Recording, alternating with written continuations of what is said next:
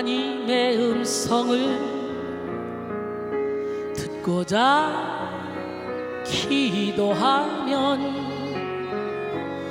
귀를 기울이시고 내 기도를 들어주신다네. 깊은 웅덩이와 수렁에서 끌어주시고 나의 발을 반석 위에 세우시사 나를 튼튼히 하셨네. 새 노래로 부르자 알랄라. 하나님께 올릴 찬송을 새 노래로 부르자. 하나님 사랑을 주를 의지하고 교만하지 않으며 거짓에 치우치지 아니하면 복이 있으리라. 여호와와 나의 주는 크신 권능의 주라. 그의 크신 권능으로 우리들을 사랑하여 주시네. 새 노래로 부르자 랄랄라. 하나님께 올릴 찬송을 새 노래로 부르자. 하나님 사랑을. 아멘. 고린도서 6장 3절로 10절 말씀 함께 보겠습니다. 우리가 이 직분이 비방을 받지 않게 하려고 무엇이든지 아무에게도 거리끼지 않게 하고 오직 모든 일에 하나님의 일꾼으로 자천하여 많이 견디는 것과 환난과 궁핍과 고난과 매맞음과 갇힘과 난동과 수고로움과 자지 못함과 먹지 못함 가운데서도 깨끗함과 지식과 오래 참음과 자비함과 성령의 감화와 거짓 없는 사랑과 진리의 말씀과 하나님의 능력으로 의의 무기를 좌우에 가지고 영광과 욕됨으로 그러했으며 악한 이름과 아름다운 이름으로 그러했느니라. 우리는 속이는 자 같으나 참되고 무명한 자 같으나 유명한 자요 죽은 자 같으나 보라 우리가 살아있고 징계를 받는 자 같으나 죽임을 당하지 아니하고 근심하는 자 같으나 항상 기뻐하고 가난한 자 같으나 많은 사람을 부욕해 하고 아무것도 없는 자 같으나 모든 것을 가진 자로다. 할렐루야. 이번 주에는 성령과 신유라는 그런 테마로 계속적으로 은혜를 나누길 원합니다. 첫 번째는 태도의 신유. 여러분의 태도에 치료를 받기를 원합니다. 하나님은요 치료의 하나님이셔요. 치료의 근원이셔요. 하나님의 치료는 근원적인 치료이며 완전한 치료이자 영구적인 치료입니다. 할렐루야. 출애굽기 15장 25절로 26절. 모세가 여호와께 부르짖었더니 여호와께서 그에게 한 나무를 가르치니 그가 물에 던지니 물이 달게 되었더라. 마라의 쓴물을 단물로 만드는 이 과정이죠. 거기서 여호와께서 그들을 위하여 법도와 율례를 정하시고 그들을 시험하실세 이르시되 너희가 너희 하나님 나 여호와의 말을 들어 순종하고 내가 보기에 의를 행하며 내 계명에 귀를 기울이며 내 모든 규례를 지키면 내가 애굽 사람에게 내린 모든 질병 중 하나도 너희에게 내리지 아니하리니 나는 너희를 치료하는 여호와니라. 할렐루야. 우리 하나님은 치료하는 하나님입니다. 우리 영혼육의 질병을 치료받고 진리 안에 자유 가운데 거합시다. 세상의 의학과 의술도 병이나 상처를 다스려 낫게 하지만 하나님의 치료와 같지는 않습니다. 물리치료, 약물치료, 화학치료 등등 세상 의료 기법으로 치료된 우리의 육신은 이내 다른 질병을 또 얻을 수 있고 죽음의 한계 앞에 좌절하는 순간을 만나게 됩니다. 하지만 하나님의 치료는 세상의 치료를 초월합니다. 하나님의 치료는 후유증이 없고 부작용이 없으며 때와 장소의 구애를 받지 않습니다. 하나님은 세상 의학을 동반하여 치료의 역사를 일으키기도 하시고 초자연적인 권능으로 기적적인 신유를 베풀기도 하십니다. 하나님의 치료는 우리의 육체에만 국한된 것이 아니라 영혼육 전인을 아우르는 치료이고 우리 인생의 뿌리병을 고치는 치료입니다. 할렐루야. 그렇기 때문에 의학도 우리가 인정해야 되지만 의학을 통해 치료하시는 하나님, 그래서 치료의 근원은 하나님이시다. 그러면서 기도하면서 우리가 약물도 섭취해야 되는 거예요. 시편 103편 2절로 5절, 내 영혼아 여호와를 송축하며 그의 모든 은택을 잊지 말지어다. 그가 내 모든 죄악을 사하시며 내 모든 병을 고치시며 내 생명을 파멸해서 속량하시고 인자와 긍휼로 관을 씌우시며 좋은 것으로 내 소원을 만족하게 하사 내 청춘을 독수리같이 새롭게 하시는도다. 할렐루야. 하나님의 치료는 우리의 영혼에 초점이 맞춰져 있습니다. 하나님은 먼저 우리의 영혼을 성결하게 만드심으로 우리의 육신을 고치시고 우리의 영혼을 새롭게 하심으로 지속되는 문제와 질병, 고난 속에서도 넉넉히 이기는 삶을 살게 하십니다. 이런 하나님의 치료는 우리의 지정의를 강건하게 하고 삶의 태도와 행위를 변화시켜서 성령의 열매를 풍성하게 맺게 만듭니다. 그러므로 우리는 전인을 치료하시는 하나님의 신유를 사모하고 누리되 오늘 특별히 태도의 신유를 받아야 돼요. 태도는 어떤 사건이나 상황 앞에 반응하는 자세로 우리의 영혼의 상태를 보여주는 중요한 지표입니다. 사람들은 자신의 내면 상태를 태도로 나타냅니다. 그래서 감사할 것밖에 없는 상황 속에서도 불평하며 사는 사람이 있고 원망할 수밖에 없는 상황 속에서도 감사하며 사는 사람이 있습니다. 물이 반쯤 담긴 컵을 보고 누군가는 물이 반이나 있네 라고 말하고 또 다른 누군가는 물이 반밖에 없네 라고 말합니다. 여러분, 아직도 물이 반이나 남았네, 이 사람이 행복할까요? 아유, 물 반밖에 안 남았어, 이 사람이 행복할까요? 자족하는 사람이 행복해요. 아유, 반밖에 없네 한다고 해서 반이 생기는 게 아니란 말이죠. 오늘 여러분은 어떤 태도를 가지고 인생을 살아가고 계십니까? 건강한 신앙생활을 위해 건강한 태도는 필수적인 것입니다. 위에서부터 부어주시는 하나님의 축복과 능력이 무궁무진하다 할지라도 연약한 믿음을 가지고 부정적인 태도를 보이면 하나님이 약속하신 축복을 받을 수가 없습니다. 출애굽한 이스라엘 백성들을 보십시오. 그들은 젖과 꿀이 흐르는 가나안 땅을 약속받고 출애굽했습니다. 그랬지만 광야 생활 내내 하나님의 섭리를 의심하고 원망과 불평을 일삼았습니다. 결국 여호수아와 갈렙을 제외한 출애굽 1세대는 가나안 땅에 들어가지 못하고 모두 다 광야에서 죽을 수밖에 없었습니다. 오늘 우리는 태도의 신유를 받고 병든 태도를 버리고 적극적인 태도, 신실한 태도, 사랑의 태도를 가지고 하나님의 능력을 누리는 그런 지혜로운 삶을 살아야 됩니다. 존 맥스웰은 태도에 대해서 마음속에 느낌이 겉으로 표현된 것이라고 정의했습니다.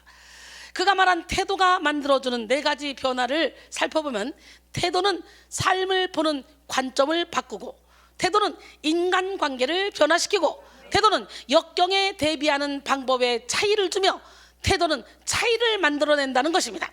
이처럼 우리 삶에 결정적인 역할을 하는 태도를 치유받는 일은 아주 중요한 일입니다.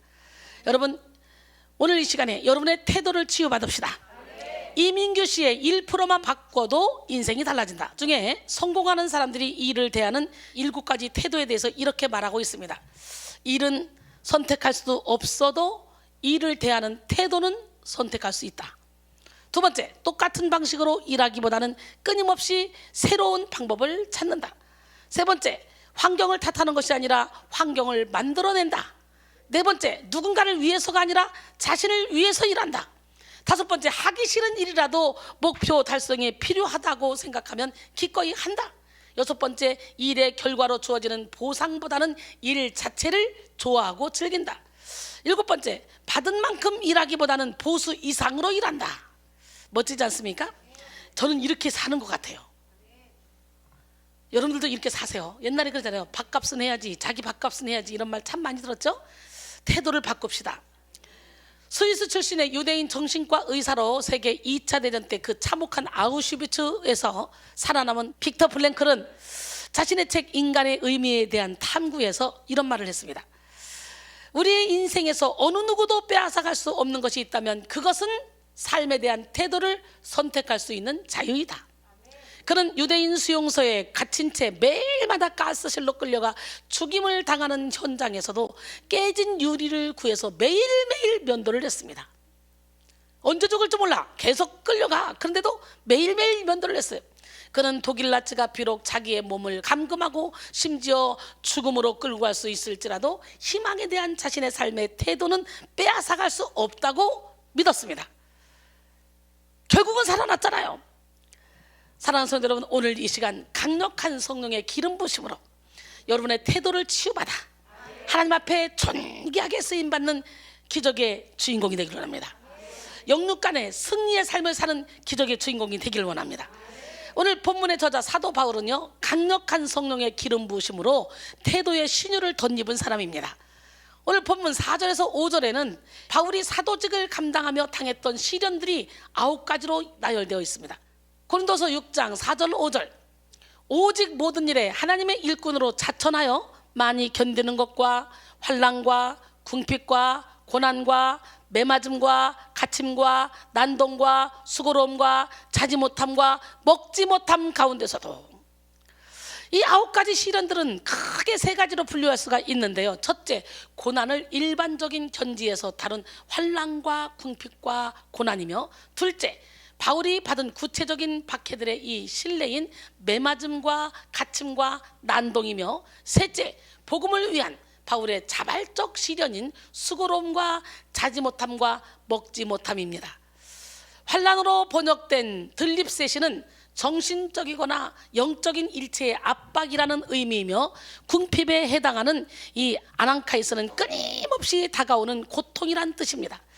또 고난에 해당하는 스테노코리아이스는 인간적으로 어떠한 수단과 방법을 동원해서라도 빠져나올 수 없는 미궁을 가리키는 단어죠. 또 바울의 매맞음은 우리가 잘 알고 있듯이 고린도서 11장 23절 이하에 보면 아주 구체적인 내용이 나와 있잖아요. 그들이 그리스도의 일꾼이냐? 정신없는 말을 하거니와 나는 더욱 그러하도다. 내가 수고를 넘치도록 하고 옥에 갇히기도 더 많이 하고 매도 수도 없이 맞고 여러 번 죽을 뻔하였으니, 유대인들에게서 40에서 하나 감한매를 5번 맞았으며 3번 태장으로 맞고 1번 돌로 맞고 등등 쫙 고난을 이렇게 설파하죠. 난동에 해당하는 아카타스타시아이스, 이거는요 폭동이나 정치적 폭동을 의미하는데요, 때로는 자기 동족들에게 또 때로는 이방인들에게 그는 자신의 생명이 위기에 처하는 고비를 숱하게 넘겼습니다. 또 수고로움에 해당하는 코포이스는 힘을 극도록 소모한 데서 오는 피곤함을 뜻하며, 자지 못함과 먹지 못함이란 그가 교회를 돌보고 복음 전파에 있어서 자기 자신을 온전히 내어드리기 위한 자발적 희생을 의미합니다. 이로 보건대 사도 바울은 내적으로나 외적으로나 수많은 환난과 시련과 고통을 당했던 사도였음을 알 수가 있습니다. 그러나 여러분, 오늘 바울의 고백을 들어보십시오. 본문 8절로 10절 보니까 우리는 속이는 자 같으나 참되고 무명한 자 같으나 유명한 자요, 죽은 자 같으나 보라 우리가 살아있고 징계를 받는 자 같으나 죽임을 당하지 아니하고 근심한 자 같으나 항상 기뻐하고 가난한 자 같으나 많은 사람을 부욕해 하고 아무것도 없는 자 같으나 모든 것을 가진 자니라. 이렇게 고난 가운데 있는데도 불구하고 이렇게 당당하게 고백합니다. 여러분, 이렇게 성령을 주인으로 모시면, 성령의 기름 부음을 받으면, 태도의 신유를 받으면 이렇게 자족하는 마음이 생기는 거예요. 할렐루야. 바울은 자족의 신앙이 있었습니다. 성경학자들이 바울이 살고 있을 당시를 연구했는데요, 당시 주류 학자였던 스토아 학파 최고의 덕목이 뭐였냐? 바로 자족이었다 그래요. 스토아 학파가 주장하던 자족이란 모든 사람과 모든 것들에 대해서 독립성을 가진 지혜로운 사람의 삶의 태도를 말합니다. 다시 말하면 그 어떤 환경에서도 그 누구와 더불어 살아가면서도 자신의 것에 만족하며 자신에게 주어진 운을 따르며 자기 스스로 살아가는 삶의 태도를 말합니다. 이처럼 결코 그의 내면이 수없이 많은 환난 속에서도 상하지 않았고 병들지 않았습니다. 조금도 낙심하거나 주눅들지도 않았습니다. 오히려 강건한 내면과 확신이 넘치는 믿음의 태도를 느낄 수가 있죠. 그러나 사실 그가 처음부터 이처럼 확신 있고 건강한 믿음의 사람이 아니었다는 거예요. 예수를 핍박했던 십자가의 원수 바울은 다메섹 도상에서 예수를 만나서 변화됐습니다. 그러나 예수를 만난 이후에도 상당한 시간 동안 확신 있는 믿음으로 나아가기보다는 심각한 내적 갈등 속에 고민하며 영적 전투를 치렀습니다. 하나님의 빛 앞에 여실히 드러난 연약한 내면의 실체는 사도 바울 자신을 낙심하게 만들었고, 그는 처절한 절망 속에 몸부림칠 수밖에 없었습니다. 그 모습은 로마서 7장에서 아주 생생하게 묘사되어 있습니다. 로마서 7장 9절, 전에 율법을 깨닫지 못했을 때는 내가 살았더니 계명의 이름에 죄는 살아나고 나는 죽었도다. 14절 보니까 우리가 율법은 신령한 줄 알거니와 나는 육신에 속하여 죄 아래에 팔렸도다. 18절 이하에 보니까 내 속 곧 내 육신에 선한 것이 거하지 아니한 줄 아노니 원함은 내게 있으나 선을 행하는 것은 없노라. 내가 원하는 바 선은 행하지 아니하고 도리어 원하지 아니하는 바 악을 행하는도다. 만일 내가 원하지 아니하는 그것을 하면 이것을 행하는 자는 내가 아니요 내 속에 거하는 죄니라. 그러면서 탄식합니다. 이처럼 자신 속에 선한 것이 하나도 없음을 절실히 깨달은 사도 바울은 자기 자신에 대해서 철저히 절망하죠. 우리도 말씀의 빛을 받은 후에 내 무의식 세계 깊은 곳까지도 자리 잡고 있는 어둠의 영들이 올라와야 돼요. 죽은 사람의 뼈와 모든 더러운 것이 다 올라와야 돼. 내가 나 자신을 보면서 철저히 좌절해야 돼. 그래야 하나님께 소망을 줄 수 있는 거예요. 할렐루야. 사도 바울도 그런 과정을 겪었어요. 그로 하여금 결국은 철저히 자신에 대해서 절망하고 예수님께 소망을 두었습니다.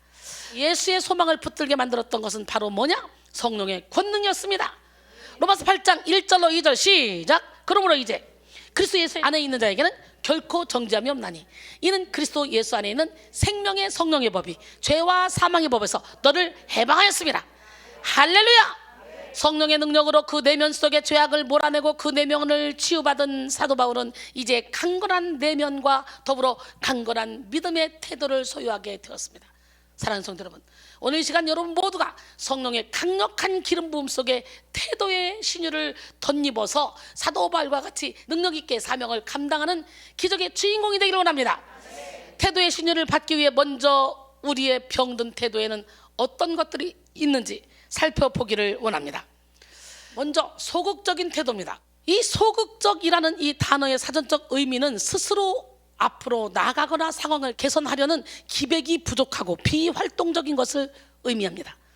보통 소극적인 태도를 개인적 성격이나 기질로 생각하기 쉬운데요, 사실 상처로 인해 병든 내면은 매사에 소극적인 태도를 갖게 만듭니다. 특별히 내면이 연약한 현대인들에게 있어서 가장 많이 나타나는 정서적 질환 중에 무기력증이 있는데요, 이는 갑자기 아무것도 하고 싶지 않은 무기력 상태에 빠지는 것이죠. 무기력증에 빠진 사람들은 이렇게 호소합니다. 몸에 힘이 없어요. 매사가 귀찮아요. 모든 일에 의욕이 없어요. 그냥 멍하게 있거나 누워만 있고 습관적으로 게임이나 컴퓨터 앞에 앉아 무의미하게 시간을 보내거나 텔레비전 앞에서 텔레비 드라마나 보고 있어요. 내가 매일 장황하게 계획을 세웁니다. 수도 없이 계획을 세우지만 실천은 하지 않아요. 이제는 반복되는 실패로 좌절감만 들어서 제 삶이 이대로 끝날 것만 같아요. 여러분도 그러고 싶을 때가 가끔 있지 않아요? 제가 저를 통제할 수가 없어요. 제 삶이 어둡게만 느껴지고 무기력한 제 자신에게 화만 납니다. 미래가 불안하고 자꾸 우울해지기만 합니다. 바로 이것이 만성적 무기력증에 빠진 현대인들의 단면적 모습인데요, 우리도 가끔 그럴 때 있지 않아요? 저는 그럴 시간조차도 없어요. 24시간 바쁘게 돌아가니까. 그때 그랬잖아요, 우울증 걸린 사람, 무기력증 걸린 사람들 할 일 없어 그런 거예요. 할 일 없어. 할 일 없으면 여기 와서 기도라도 하고 주방 가서 봉사라도 하고 화장실 청소라도 해. 바빠봐. 우울증 걸린 시간이 어딨어. 팔자 좋은 소리야. 특히나 만성 무기력증에 빠진 현대의 많은 젊은이들은 꿈을 잃어버리고 삶의 의미를 찾지 못하고 있습니다. N4 세대란 N가지 것들을 포기한 세대를 뜻하는 신조어인데요, 이는 2010년대 기준으로 청년 실업 등 문제에 시달리는 20, 30대 한국 젊은이들의 그런 암울한 현실을 일컫는 말입니다. 여러분도 알다시피 처음 나온 것은 연애, 결혼, 출산 이 세 가지를 포기한 무슨 세대? 3포 세대였고, 여기에 취업, 내 집 마련까지 포기한 몇 포 세대? 5포 세대. 거기다 도와서 인간관계 희망까지 포기한 7포 세대. 그리고 나아가 건강, 외모 관리까지 포함한 9포 세대. 마지막으로 꿈도 희망도 없는 삶에 비관하며 삶까지 포기한다고 해서 10호 세대, 완포 세대, 전포 세대 등으로 부른다고 합니다. 전적으로 포기하겠다는 거예요. 결국 하나하나 부르기에 공통선상에 있는 용어들이기에 언론 등에선 N포 세대로 통칭합니다. 사랑하는 성도 여러분, 여러분의 영혼은 어떤 상태입니까? 하나님을 잃어버린 백성은 아무리 좋은 환경 속에 살아도 감사하지 못합니다. 무기력하여 게으른 인생을 살 수밖에 없습니다. 우리 하나님은 부지런하여 게으르지 말라 그랬어요. 로마서 12장 11절에. 할렐루야. 이 시간 여러분의 영혼이 깨어나기를 원합니다. 그래서 영육간의 무기력증과 게으름이 예수 이름으로 떠나가고 하나님의 꿈을 향한 열정이 회복되기를 소원합니다. 보통 우리는 하지 말아야 할 일을 하는 것이 죄라고 생각하죠. 하나님께서 금하신 거 하는 것이 죄라고 생각하잖아, 그죠? 예를 들어 도둑질 하지 마라, 살인하지 마라, 간음하지 마라, 이웃 것을 탐내지 마라, 이런 것들을 하면 죄라고 누구나 인정합니다. 그런데 성경은 이런 죄뿐만 아니라 하나님께서 우리에게 하라고 맡기신 일을 감당하지 않고 가만히 있는 것도 심각한 죄라고 말합니다. 에레미야 48장 10절에 여호와의 일을 게을리하는 자는 저주를 받을 것이요, 자기 칼을 금하여 피를 흘리지 않는 자도 저주를 받을 것이라. 자기 칼을 금하여 피를 흘리지 않는 자, 이게 뭐냐? 하나님께서 우리에게 주신 말씀의 검을 가지고 내 안에 있는 죄와 싸우기를 피 흘리기까지 하지 않으면 저주를 받는다는 거예요. 김남준 목사의 유명한 저서 게으름의 부재가 바로 거룩한 삶의 은밀한 대적입니다. 우리는 은밀하게 찾아오는 게으름이라는 대적을 우습게 여기고 방심하면 안 됩니다. 게으름을 통해 찾아오는 사탄의 파괴력은 생각보다 아주 무섭기 때문입니다. 사탄은 우리가 방심한 틈을 타고 들어와 우리의 정체성과 사명을 망각하게 만들고 영적으로 둔감하게 만듭니다. 영적으로 게을러지며 둔감해지는 것은 다른 어떤 것보다도 더 위험한 일인데요, 그 게으름은 아주 무서운 속도로 우리의 영혼과 우리의 삶을 파멸로 치닫게 만들기 때문이에요. 잠언 6장 9절로 11절에 게으른 자여, 내가 어느 때까지 누워 있겠느냐? 내가 어느 때에 잠이 깨어 일어나겠느냐? 좀 더 자자, 좀 더 졸자, 손을 모으고 좀 더 누워있자 하면 내 빈궁이 강도같이 오며 내 곤핍이 군사같이 이르리라 그랬어요. 오늘 여러분 벌떡 일어나세요. 할렐루야. 몰입의 즐거움이라는 책을 써서 잘 알려진 헝가리 출신의 미국 심리학자 미하일 칙센트 미하이 교수가 사람이 가장 불행할 때가 언제냐, 이걸 말하면서 첫째는 만날 사람이 없을 때 불행하다고 했습니다. 여러분, 우리는 그냥 오면 항상 다 만날 사람이잖아요. 다 반갑죠? 하나 해결했네. 두 번째는 할 일이 없을 때가 가장 불행하다고 그랬어요. 아이고, 우리 할 일이 너무 많아. 아이고 세상에, 이제 수요일 날은 우리 박진호 목사님을 비롯하여 여럿이 또 보령으로 일하러 가신대. 우리 염경아 아주 농사꾼이야. 난 아무래도 귀농을 해야 될 것 같아. 난 보령에서 살고 싶어요. 막 그러니까 신랑이 그러면 애 대학교까지 졸업한 다음에 가 막 이러더라는데, 박 권사님이랑 같이 가서 일하겠다는 거예요. 우리는 할 일이 너무 많아. 그러니까 우리 교회 다니는 사람은 절대로 우울증 걸릴 일 없고 무기력증에 걸릴 이유 없어. 내가 할 일이 있다는 것은 얼마나 감사한 일인지 몰라. 오늘 여러분에게 할 일이 있다는 거, 이거 얼마나 감사한 일인지 깨닫기를 원합니다. 나의 삶에 가치가 있다는 거잖아. 나의 삶에도 할 일이 있다는 것은 나를 필요로 하는 데가 있다는 거잖아. 우리 백성교회 영원의 선교센터에서는 여러분을 날마다 필요로 해. 가치가 있는 사람들이야. 여러분은, 우리 성도들은 어느 날 갑자기 내가 아무것도 할 일이 없다고 느끼는 순간 살아야 할 이유도 없다는 말과 같은 거예요. 쓸모도 없고 보람도 없고 살았으나 죽은 것과 마찬가지인 인생이 할 일이 없는 인생이라고 말합니다. 그런데 사람은 누구나 할 일이 없어질 때가 있습니다. 곧 그때가 오기에 열심히 해야 되는데 게으름이 우리의 앞을 가로막습니다. 허버트는 게으르면 머릿속에 악마가 깃들기 쉽다, 게으르면 벌레가 꿰는다 라고 했고요. 그레는 게으른 자의 머리는 악마의 공장이다 라고 했으며, 체스터필드는 게으름도 일종의 자살행위이다 라고 했습니다. 실제로 예수님은 게으르고 소극적인 삶의 결말에 대한 명확한 비유를 말씀해 주셨습니다. 마태복음 25장 24절로 30절 한 달란트 받았던 자는 와서 이르되 주인이여 당신은 굳은 사람이라 심지 않은 데서 거두고 해치지 않은 데서 모으는 줄 내가 알았으므로 두려워서 나가서 당신의 달란트를 땅에 감추어 두었나이다. 보소서 당신의 것을 가지셨나이다. 5달란트, 2달란트, 1달란트 줬는데 지금 1달란트 준 사람이 지금 이런 얘기를 하고 있죠. 그 주인이 대답하여 이르되 이 악하고 게으른 종아 나는 심지 않은 데서 거두고 해치지 않은 데서 모으는 줄로 내가 알았느냐? 그러면 내가 마땅히 내 돈을 추리하는 자들에게나 맡겼다가 내가 돌아와서 내 원금과 이자를 받게 하였을 것이니라 하고 그에게서 그 1달란트를 빼앗아 10달란트 가진 자에게 주라. 무릇 있는 자는 받아 풍족하게 되고 없는 자는 그 있는 것까지도 빼앗기리라. 이 무익한 종을 바깥 어두운 데서 내쫓으라. 거기서 슬피 울며 이를 갈미 있으리라 그랬어요. 1달란트 받은 종이 자신에게 주어진 1달란트를 땅에 파묻어 두었던 원인은 그 1달란트가 맡겨졌다는 사명을 깨닫지 못하고 그 소중함을 망각했기 때문입니다. 하나님은 우리 각자의 능력과 힘에 따라 달란트를 맡기십니다.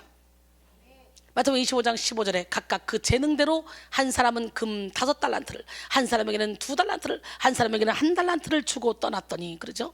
우리가 스스로 다른 사람과 비교해서 내 달란트가 적거나 혹은 하찮게 느껴질 때가 있는데요, 사실 하나님 편에서는 우리에게 가장 공평하고 정확한 판단에 의해서 맡기신 소중한 달란트, 즉 사명입니다. 그러나 게으른 종은 그 사실을 알지 못했고 그저 다른 종들과 비교함으로 원망과 불평을 가지고 있었고 무지와 게으름에 갇혀서 마땅히 자신이 감당해야 될 사명을 망각한 것이었죠. 여러분, 우리도 마찬가지예요. 각 사람마다 하나님이 달란트를 다 다르게 주셨는데요, 달란트가 많은 사람은 자랑할 거 하나도 없어요. 내가 만약에 달란트가 10개인데 9개만 썼어. 그럼 너 1개는 어떻게 했냐? 야단 맞아요. 그런데 달란트가 하나밖에 없는데 하나를 다 썼어. 이 착하고 충성된 종아, 할렐루야! 천국잔치에 참여하자. 그렇기 때문에 사람들이 봤을 때 야, 저 사람은 정말 재능도 많고 달란트도 많고 하늘의 상급도 많겠다 싶지만 이 모든 달란트가 하나님이 주신 거지 내 것이 아니잖아. 나한테 10개를 맡겼으면 10개를 써야 하나님이 만족하시는 거예요. 그러니까 자꾸 달라고만 기도할 것이 아니라 내게 주신 달란트가 뭔가 그것을 열심히 최선을 다해 써야 여러분이 100점 맞는 거예요. 남들이 볼 때는 10달란트 받은다가 9개 써봐. 우와, 쟤 대단해. 쟤 하늘 가면 상급이 많을 거야. 와, 대단해. 그러나 하늘 가서 상급은 1달란트 받은 자가 1달란트를 완전히 수행했을 때 그거는 100점으로 취급받는다는 거예요. 영적으로 깨어있지 않으면 사탄에게 우리의 생각과 태도가 사로잡혀서 하나님의 은혜를 망각하고 내게 맡기신 사명이 무엇인지도 망각합니다. 그리고 시간을 낭비하며 달란트를 허비하죠. 귀한 인생을 헛되게 만듭니다. 이 시간 성령의 능력으로 근본적으로 죄와 상처로 병든 여러분의 소극적 태도를 고침받으시기를 바랍니다.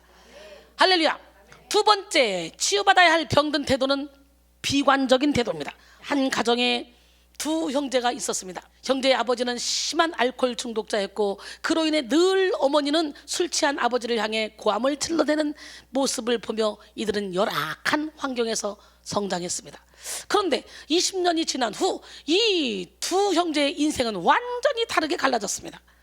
형은 의과대학의 저명한 교수가 되어 금주 운동을 전개했고 동생은 알코올 중독자가 되어 병원에 입원해 있었습니다. 두 사람은 자신의 현실에 대해 동일한 답변을 했습니다. 알코올 중독자인 아버지 때문에 형은 비극적인 환경을 교훈 삼아 희망의 삶을 개척했습니다. 반면에 동생은 비관적 환경의 노예가 되어 부모의 저주를 그대로 이어받았죠. 인생을 살며 고통과 시련은 누구에게나 있습니다. 그러나 그 시련을 비관적 태도로 반응하느냐 낙관적 태도로 반응하느냐에 따라서 인생이 완전히 달라지는 거죠. 우리는 비관적 삶의 태도를 반드시 치유받아야 됩니다. 비관적이란 단어의 사전적 의미는 인생을 어둡게만 보아 슬퍼하거나 절망스럽게 여기는 것입니다. 또 앞으로의 일이 잘 안 될 것이라고 보는 것이죠. 여기 비관적 태도를 갖고 있는 사람 몇몇 있어요. 여러분, 생각을 바꾸세요. 이 태도를 빨리 치료받으세요. 마틴 셀리그만은 이러한 비관적 태도를 가진 자들을 향해서 쉽게 포기하는 사람들은 나쁜 일의 원인이 지속적인 것이라고 믿어버린다. 나쁜 일은 계속될 것이고 살아가는데 항상 영향을 미칠 것이라고 생각한다 라고 했습니다. 보통 우울증에 걸린 사람들이 비관적 사고와 태도를 가진 경우가 참 많이 있는데요, 이들이 가진 비관적 사고와 태도는 이들은 마치 자신만 관계에 어려움이 있다고 느끼며 바보 같은 나는 사랑을 받을 만하지 못하고 가치 있게 살아갈 이유조차 없다고 여기는 것입니다. 이들은 항상 세상에 나를 인정해주는 사람이 아무도 없어, 나는 할 줄 아는 것이 아무것도 없어, 나 같은 사람이 살아서 뭘 해? 라는 비관적 사고에 빠져 자신 속에 이미 내재되어 있는 재능과 능력조차도 소멸시켜버립니다. 비관적 태도 하면 바로 떠오르는 사람들이 구약의 이스라엘 사람들입니다. 민수기 11장 4절로 7절, 그들 중에 섞여 사는 다른 인종들이 탐욕을 품에 이스라엘 자손도 다시 울며 이르되 누가 우리에게 고기를 주어 먹게 하랴. 우리가 애굽에 있을 때는 값없이 생선과 오이와 참외와 부추와 파와 마늘들을 먹은 것이 생각나거늘 이제는 우리의 기력이 다하여 이 만나 외에는 보이는 것이 아무것도 없도다 하니, 만나는 가시와 같고 모양은 진주와 같은 것이라. 여러분, 참 배부른 소리 하죠. 자유를 얻었다는 것 자체로도 행복한 것이고, 광야에서 만나를 줘서 생명을 계속 연장시켜주는 것도 기적 아닙니까? 그런데 섞여 사는 인종 중에 불평하니까 같이 따라 불평하는 거예요.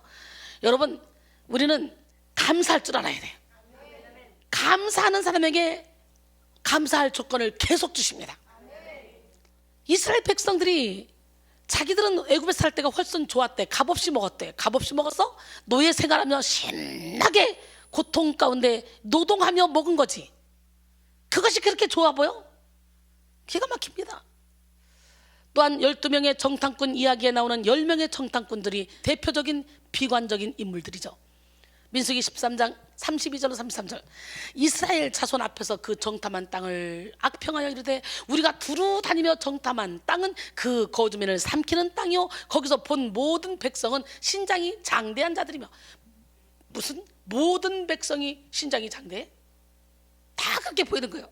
이 과장되게 표현하는 거예요. 거기서 네피림 후손인 아낙 자손의 거인들을 보았나니 우리는 스스로 보기에도 메뚜기 같으니 그들이 보기에도 그와 같았을 것이라. 이들은 지나친 비관주의자들이 가진 특징들을 다 갖고 있습니다. 첫째, 상황에 대해서 악평한 점이에요.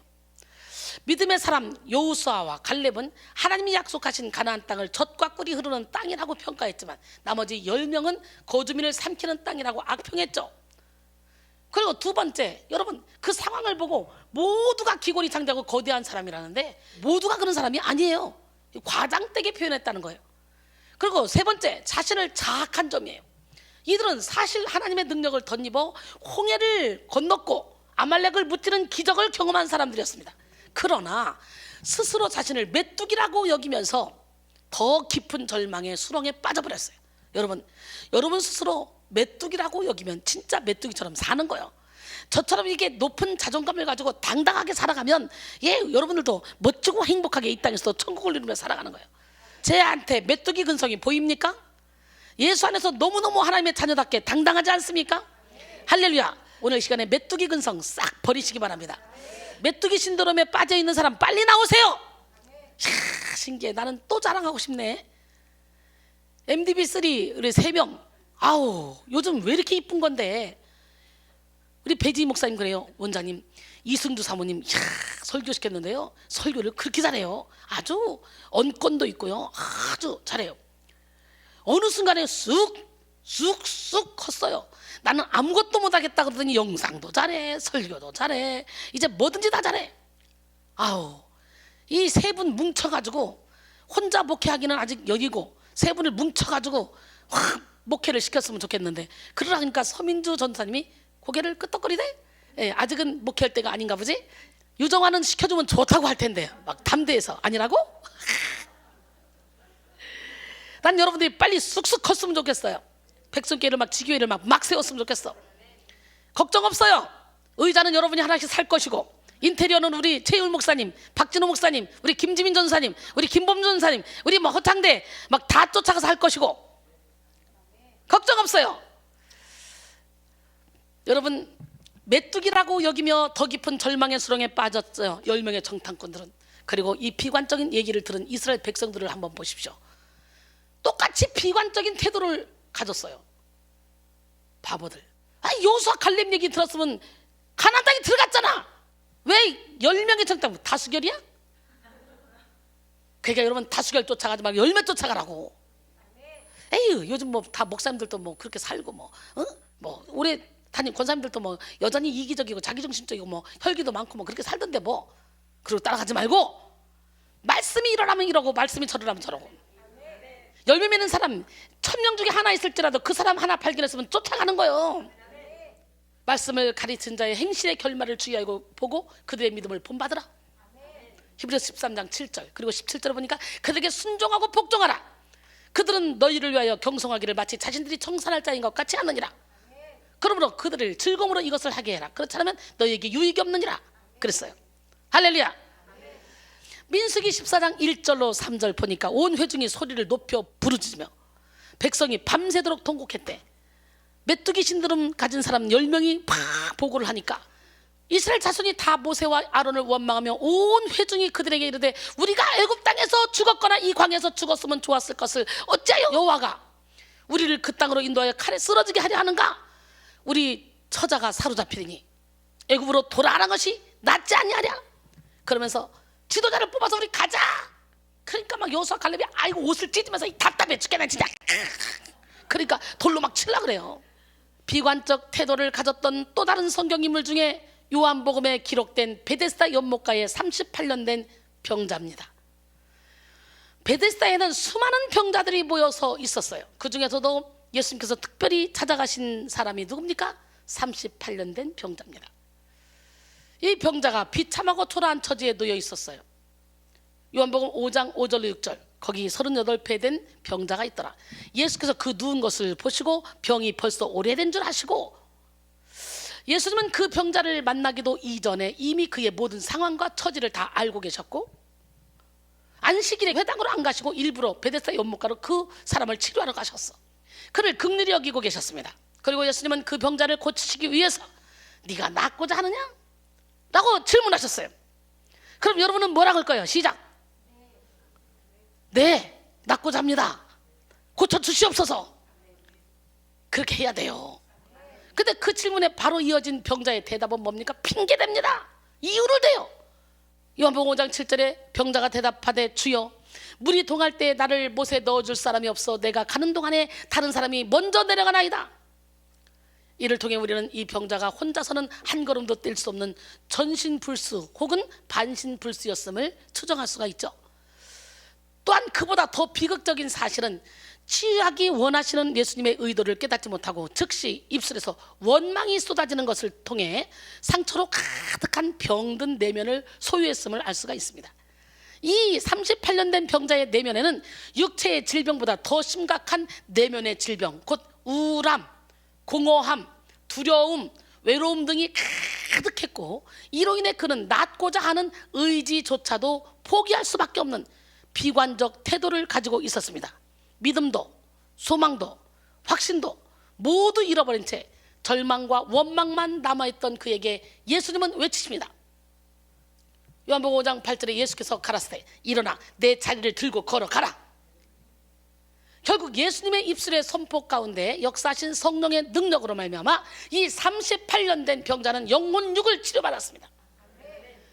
베데스다 연못가에 38년 된 병자와는 또 달리 네가 낫고자 하느냐?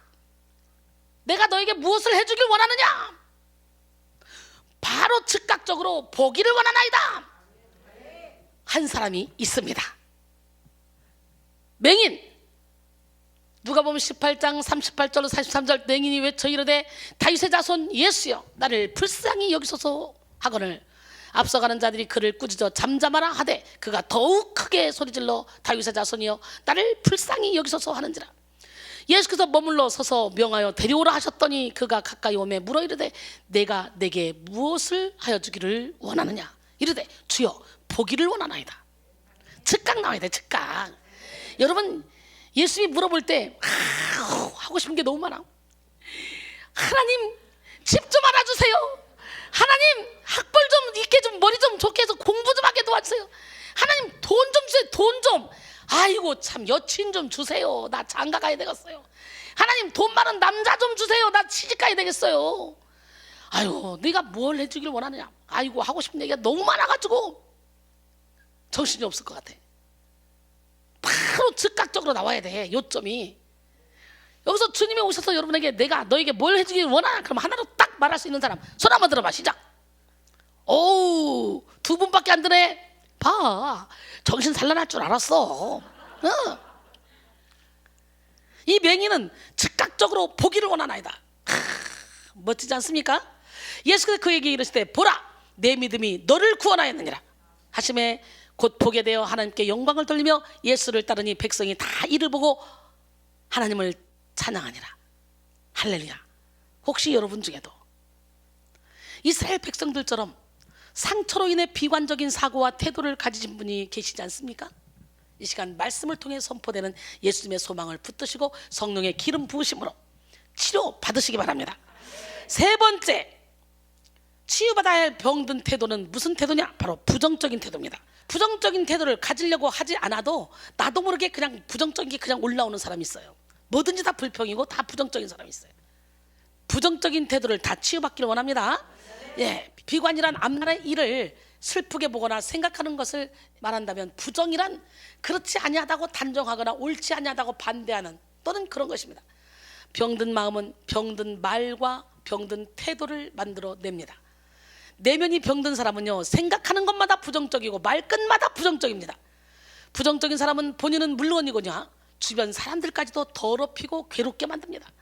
부정적 태도를 가진 성도들이 목사를 향해 불평하는 이야기가 있습니다. 목사가 젊으면 경험이 부족하여 불안하다고 하고, 늙으면 시대에 맞지 않고 희망이 없다고 하며, 잘생기면 제비 같아 위험하다고 하고, 못생기면 품위가 떨어져서 안 좋다고 합니다.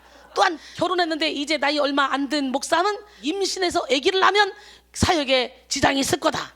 이렇게 부정적인 생각들을 많이 합니다. 부잣집을 신방하면 잘난 놈들과만 어울린다고 하고, 또 좋은 집에서 잘 살면 사치한다고 하고, 못 살면 축복도 받지 못했다고 하고, 좋은 차를 타면 어려운 사람들은 생각하지 않고 과소비한다고 하고, 나쁜 차를 타면 장로님들과 교인들에게 사랑도 못 받는다고 하고, 또한 잘못을 지적하고 책망하면 너무 냉정하다고 하고, 잘못을 지적하지 않으면 정의감이 없다고 합니다. 여러분은 어떻습니까? 여러분은 어떠한 태도로 여러분의 인생을 바라보고 살아가고 계십니까? 이순이야, 그러던 말도 신경 안 쓰고 살아. 제가 이 율법을 깨라고 하나님이 너무 율법적으로 사람들이 묶여 있어서, 속으로는 아주 음란하고 속으로는 아주 세상적이면서 겉으로는 거룩한 척하고 그냥 거룩으로 옷 입고 폼재고 쩝쩝거리는 목사들, 이거 이런 부셔버리라고 하나님이 아예 그냥 막 노란 머리에다가 막 귀걸이 요만한 거 해가지고 막 연예인처럼 하고 다니면서 할렐루야! 그 가는 데마다 목사님들이 처음 놀라가지고, 와싱턴에 갔더니 어떤 목사님은 그래 보내고 싶었대, 공항에서. 그런데 5분 10분 확 20분 설교하다 보니까 교회의 문제가 풀어지고, 막 성도들이 영혼이 막 풀어지고 사람들이 살아나고 막 이러면서 이 율법에 갇혀있던 사람들이 막 다 해방되는 거예요. 사람마다 쓰는 방법이 다 달라. 하나님은 겉과 속이 같은 사람이 되라 그랬어. 어떤 사람들은 교회 갈 때는 사람들이 막 눈치 보이니까 후질근한 옷을 입고 막 똥차 타고 가고, 세상 나갈 때는 막 삐끗번쩍하고 하고, 이거 이런 사람 많습니다. 이거 사람을 겉과 속이 다르게 만드는 사람 아니에요? 그렇다고서 또 교회 갈 때 막 가난한 사람들 앞에 가서 막 있는 척하고 막 하고, 그리고 막 좋은 차 타고서 막 폼되고 막 의식되고 이러란 얘기는 아니야. 적당히 맞춰서 지혜롭게 행동을 해야 돼. 그래, 어쨌든 여러분의 그 이론, 잘못된 이론을 깨부셔야 돼. 우리 하나님은 우리 영혼이 거룩하길 원하는 거예요. 영혼이 겉으로만 쩝쩝거리는 게 아니라. 그래서 하나님은 저를 파격적으로 쓰셨어요. 지금도 파격적으로 쓰십니다. 겉으로만 쩝쩝거리는 사람들 율법을 다 깨부셔버리려고. 왜? 이렇게 화려해 보여도 확 했더니 역사가 일어나고 병이 고쳐지고 막 영혼들이 살아나고 깨어나고 열매 있는 삶으로 바뀌고 막 이러니까, 어머, 내가 지금까지 율법에 묶여 있었네. 어머, 내가 지금까지 잘못된 생각에 묶여 있었네. 어머, 우리 하나님은 우리가 기쁘고 즐겁고 행복하게 살기를 원하시는 분이네. 나의 하나님이 그리스도 예수 안에서 영광 가운데 그 풍성한 대로 너희 모든 쓸 것을 채우시리라. 빌립보 4장 19절은 말씀하셨어요. 신명기 28장 그러면 여러분 뭐라고 말해요? 복장 그러잖아. 14절까지만 복이고 15절부터 68절까지 싹 다 저주야. 몇 배가 많아. 근데 어떻게 하면 복 받는데? 말씀대로 살면. 들어가자. 복 받고 나가도 복 받고 떡반죽 그릇 복 받고 복 받고 복 받고 복 받고 복 받고. 여러분 복을 받아야지. 복을 받아서 그 복을 흘려보내야 되는 거예요. 그거를 내가 혼자 탁 움켜쥐고 있으면 이건 죄입니다. 왜? 내 것이 어디 있어요? 청지기 노릇을 해야지. 다 주님 건데. 그러니까 주님이 나에게 어떤 복을 주셔도 내가 그걸 흘려보내면 하나님은 기뻐서 무대기로 갖다 주셔. 근데 작은 복을 줬는데도 흘려보내지 않고 욕심을 내서 나만 위해서 써봐, 안 주셔. 아유, 막 신나네. 나 왜 이렇게 힘이 나지?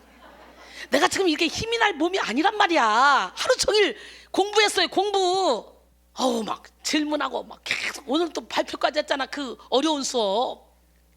아니 내가 왜 이렇게 성령이 충만한 거야? 요즘에 제가요 성령의 기름 부음 설교를 저번 주에 막 하면서요 성령이 충만해서 잠을 못 자요. 잠을 못 자. 충만해가지고. 근데 지금도 막 날아갈 것 같잖아. 날아갈 거. 여러분 제가 날아갈 것 같은데 붙잡아줘 다리 좀. 여러분은 어떻습니까? 여러분은 어떠한 태도로 여러분의 인생을 바라보고 살아가고 계십니까? 미스 아메리카에 당선된 화이트 스톤이라는 대학생이 있습니다. 그녀는 1살 때 접종한 디프테리아 주사의 부작용으로 어릴 때 청각을 잃고 살아온 장애인입니다. 그러나 그녀는 악조건을 극복하고 미스 아메리카의 자리에까지 올랐어요. 미스 아메리카라는 자리가 그냥 몸매나 얼굴만 이쁘다고 되는 것이 아니라 교양과 여러 가지 재능을 공정한 경쟁을 통해 인정받아야 되는데, 청각 장애인인 그녀가 경쟁자들을 물리치고 그런 자리에 올랐다는 것은 신선한 충격을 주는 일이었습니다. 장애가 있다는 조건이 당신의 의욕을 꺾지 않았습니까? 라는 기자들의 질문에 그녀는 최악의 장애는 신체적 장애가 아니라 세상을 부정적으로 보는 마음의 장애입니다 라고 대답했다고 합니다. 화이트 스톤은 마지막에 이런 말을 했습니다. 내가 21년 동안 어머니에게 가장 많이 들었던 말은 나는 할 수 있다. Yes I can. 시작. 어우 잘하네 영어.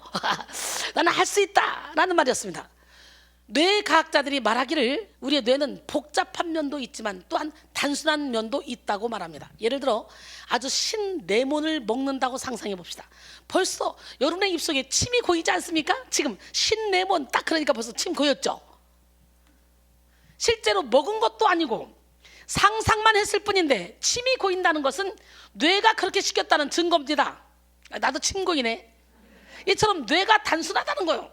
먹지도 않았는데 까불고 있어. 뇌는 생각보다 단순한 면이 있어서 어떤 사실에 대한 사실의 여부보다 그것을 내가 어떻게 받아들이고 해석하는지에 대해서 더 집중하고 기억한다고 합니다.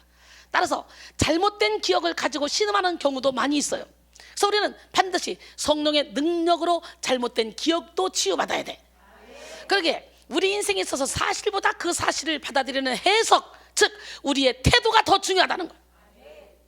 나폴레옹 힐은 당신 안의 기적을 깨우라는 책에서 긍정적인 정신 자세를 지닌 사람이라면 극복할 수 있는 문제를 해결하려 진력을 다할 것이며, 극복할 수 없는 문제에 부딪히더라도 그 때문에 긍정적인 정신 자세가 부정적으로 변하지 않도록 다짐을 거듭할 것이다 라고 말했습니다. 즉 부정적인 문제 상황의 크기보다 우리 안에 내재되어 있는 정신의 힘이 더 크다는 것입니다. 아무리 힘든 일이 있고 씻을 수 없는 그런 상처를 받은 상황을 맞이했다 할지라도 그 사건을 믿음으로 긍정적으로 해석할 수 있는 능력이 있다면 얼마든지 우리는 승리의 삶을 살아갈 수가 있습니다. 할렐루야. 요셉을 생각해 보십시오. 사실로 보았을 때 얼마나 상처가 가득할 수밖에 없는 인생입니까? 심지어 그는 자신에게 씻을 수 없는 상처를 준 장본인들을 마주하게 되잖아요. 자기가 잘 나갈 때, 애굽의 총리 대신이 되었을 때 보기 좋게 원수를 갚아줄 수 있는 그런 기회를 맞이했잖아요. 그러나 결코 그는 상처의 눈으로 자신의 인생을 해석하지 않았습니다. 하나님의 관점으로 긍정적으로 자신의 인생을 해석했고, 원수였던 자신의 형들을 향해 선으로 악을 갚는 은혜를 베풀었어요. 하나님은 우리 모든 인생을 합력하여 선으로 인도하시는 좋으신 분입니다. 그것을 진정으로 믿는 사람은 결코 고난 앞에서, 위기 앞에서, 어떤 상황 가운데서도 부정적이거나 비판적인 태도를 취하지 않습니다. 믿으십니까? 로마서 8장 28절에 우리가 알거니와 하나님을 사랑하는 자 곧 그 뜻대로 부르심을 입은 자들에게는 모든 것이 합력하여 선을 이루느니라. 사복음서에 자신의 향유 옥합을 깨뜨린 이 마리아의 이야기가 나오죠. 그 사건을 향한 해석은 두 가지로 나뉘었습니다. 마태복음 26장 7절로 13절 보면 한 여자가 매우 귀한 향료 한 옥합을 가지고 나와서 식사하시는 예수님의 머리에 부으니 제자들이 보고 분개하여 이르되 무슨 의도로 이것을 허비하느냐? 이것을 비싼 값에 팔아 가난한 자에게 나누어 줄 수 있었도다 하거늘 예수께서 아시고 그들에게 이르시되 너희가 어찌하여 이 여자를 괴롭게 하느냐? 그가 내게 좋은 일을 하였느니라. 가난한 자들은 항상 너희와 함께 있거니와 나는 항상 함께 있지 아니하니라. 이 여자가 내 몸에 이 향료를 부은 것은 내 장례를 위하여 함이니라. 내가 진실로 너에게 이르노니 온 천하에 어디에서든지 이 복음이 전파되는 곳에서는 이 여자가 행한 일도 말하여 그를 기억하리라 하시니라. 할렐루야. 예수님의 제자들은 이 여인을 향해 매우 부정적인 태도를 취하며 비싼 향료를 허비한다고 비판했지만 예수님은 이 여인의 행동에 대해서 예수님 자신의 장래를 위한 것이라고 영적인 해석을 하셨고 크게 칭찬하셨습니다. 사랑하는 성도 여러분, 계속해서 말씀드리지만 우리 인생에서 가장 중요한 것은 사건 그 자체보다 사건을 해석하는 관점, 그 사건을 대하는 태도입니다. 이를 위해 우리는 철저히 내 생각, 내 고집을 깨뜨리고 철저히 예수님의 관점으로 사건을 해석하고 반응할 수 있어야 합니다. 할렐루야. 마지막으로 네 번째 치유받아야 될 병든 태도는 뭐냐? 자기 과신적 태도입니다. 1923년 9월 USS 델피함은 도널드 헌터 소령의 지휘 아래 소함대를 이끌고 캘리포니아 해안을 따라 훈련 중이었습니다. 그런데 항해 중간에 이 작은 함대 위에 짙은 안개가 드리웠어요. 자신들의 위치와 나아가고 있는 방향을 확실히 알 수 있을 때까지 대기하지 않은 채 헌터 소령은 다른 전함들이 전속력으로 항해하도록 지휘했습니다. 자신이 무엇을 하고 있는지 안다고 확신한 채 말이죠.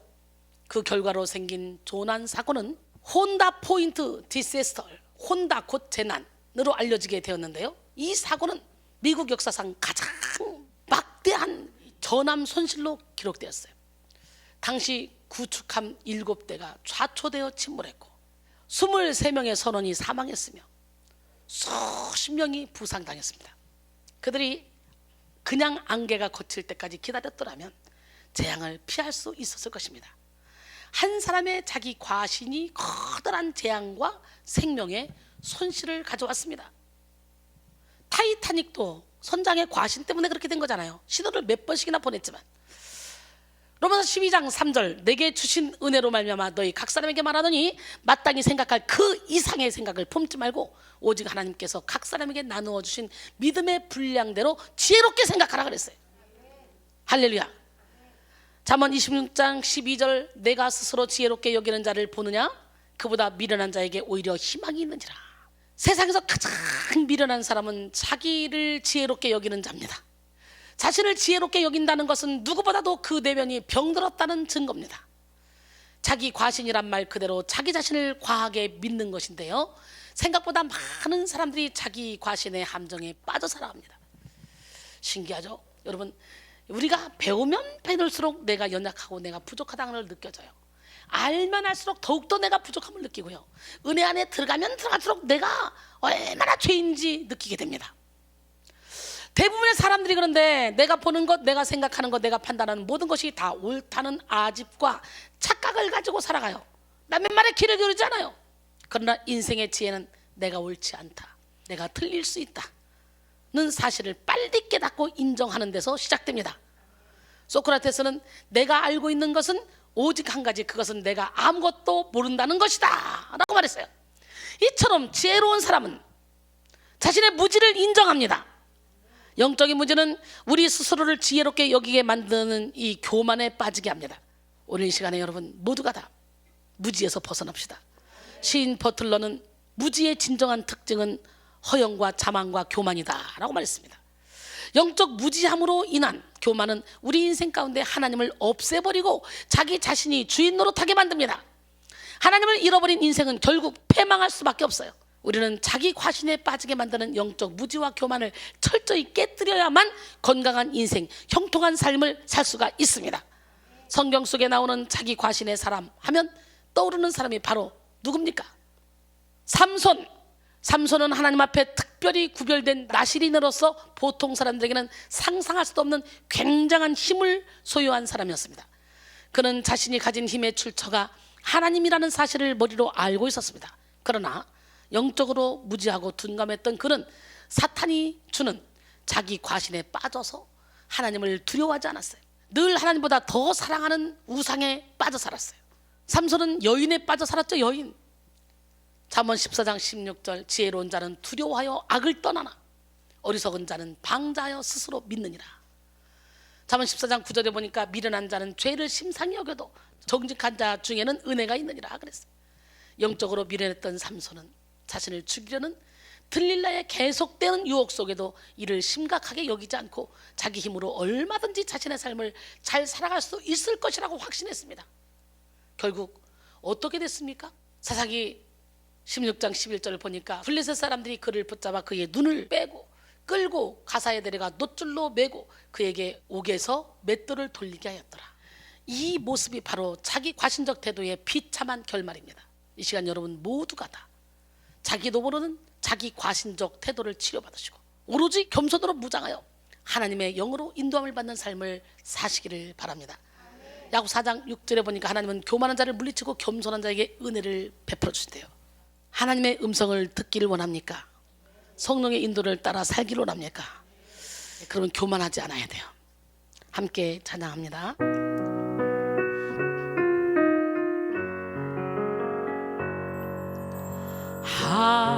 하나님의 음성을 듣고자 기도하면 귀를 기울이시고 내 기도를 들어주신다네. 깊은 웅덩이와 수렁에서 끌어주시고 나의 발을 반석 위에 세우시사 나를 튼튼히 하셨네. 새 노래로 부르자 랄랄라 하나님께 올릴 찬송을 새 노래로 부르자 하나님 사랑을 주를 의지하고 교만하지 않으면 거짓에 치우치지 아니하면 복이 있으리라. 여호와 나의 주는 크신 권능의 주라. 그의 크신 권능으로 우리들을 사랑하여 주시네. 새 노래로 부르자 랄랄라 하나님께 올릴 찬송을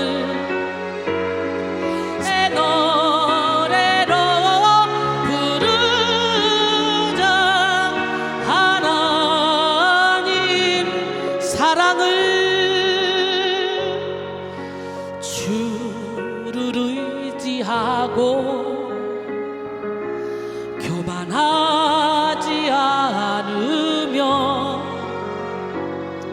거짓에 치우치지 아니하면 복이 있으리라.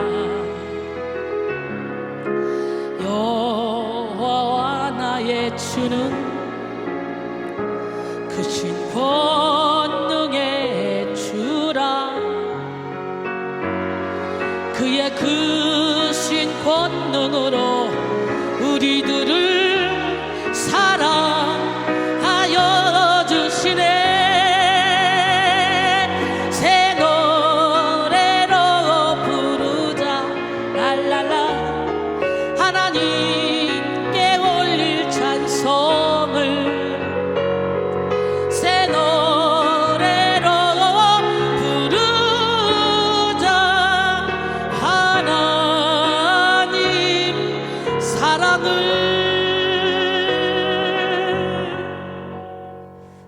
아멘.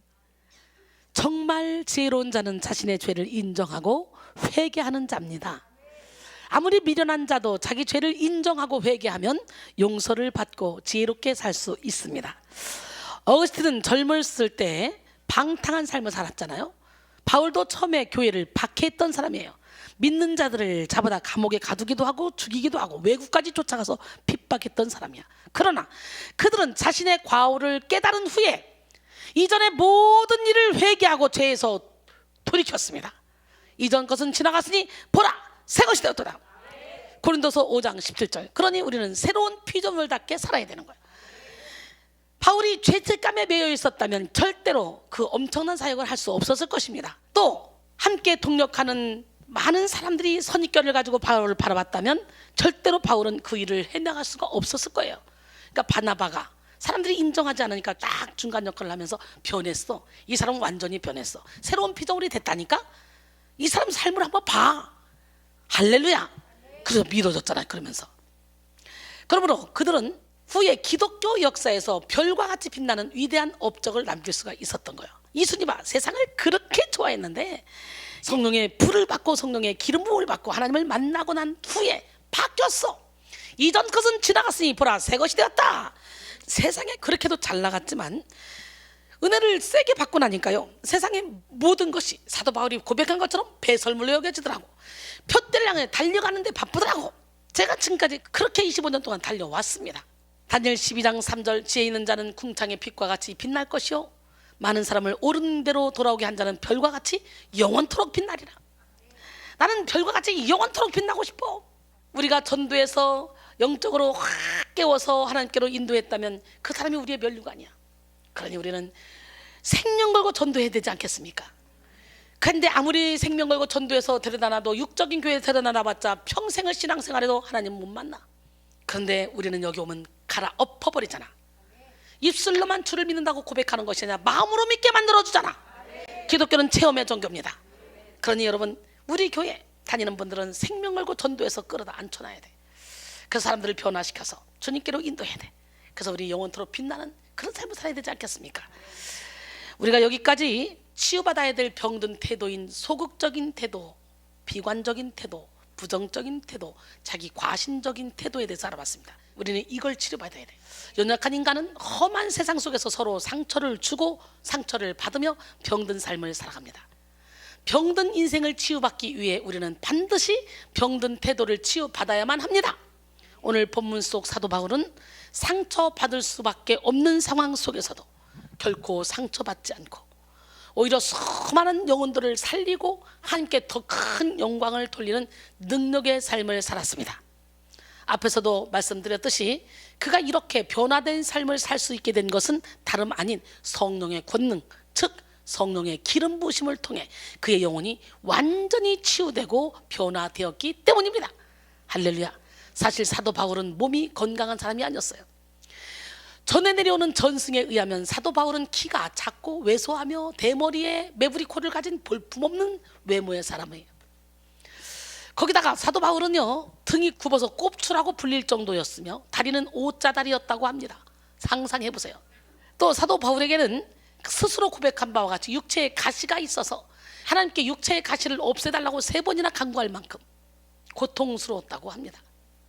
육체의 가시의 정확한 병명에 대해서는 알 수 없지만 많은 신학자들이 안질이나 간질과 같은 육체의 질병이었을 것이라고 생각합니다. 이렇게 사도 바울은 열악한 신체 조건을 가지고 있었어요. 게다가 사도 바울이 글은 잘 썼지만 말은 잘 못했다 그래요. 말 더듬이었을 것이라는 설도 있을 만큼 사도 바울은 웅변술에 취약했어요. 그러고 보면 사도 바울에 비하면 이순이 너무 예쁜 것 같아. 말도 너무 잘하고 부끄부끄. 나 예뻐? 그래서 이런저런 이유로 고린도 교회 교인들에게 무시를 받았습니다. 고린도서 10장 7절로 10절. 너희는 외모만 보는도다.